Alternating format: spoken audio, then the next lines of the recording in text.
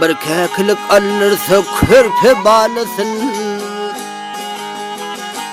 Bir keklik alırsa körpe bağlasın. Sayray sayray izlamayan olur mu? Bir bilbil yitirse kızıl lalesin. Hasretinden sözlemeyen olur mu?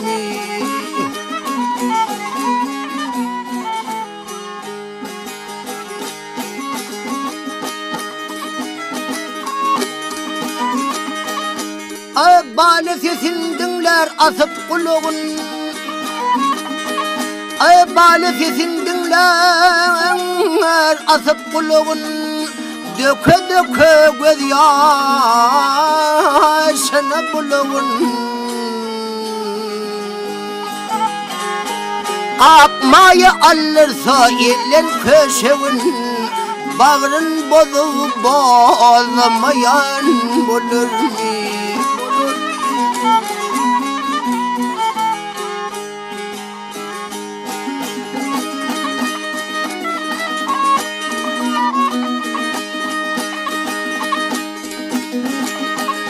Kürresi elinden gitse yeşeğin, gelmiyor dört yanı gözler uşağın. Akceren alırsa elin bağlasın, meley meley melemeyen bulur mu, bulur mu?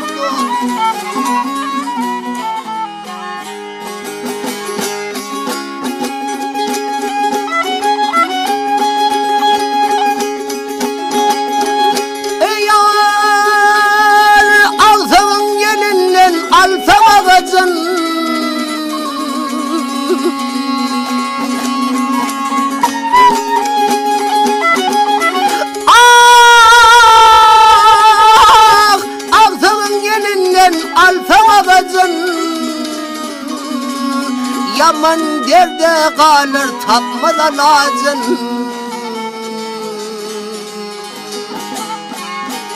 Bir güçlü düşmanı düştü mekezin.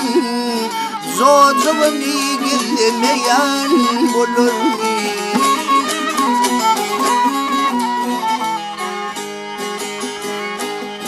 Ah, ayrılığı adam oğlu neylesin?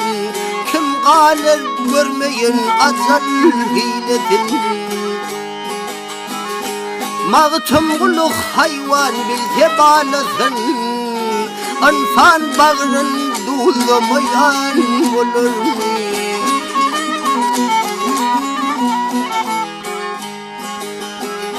Akçerin alırsa, akçerin alırsa ellen oğlağın.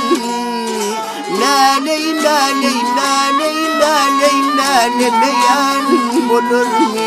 Anfan bağrın dulamayan bulur mu?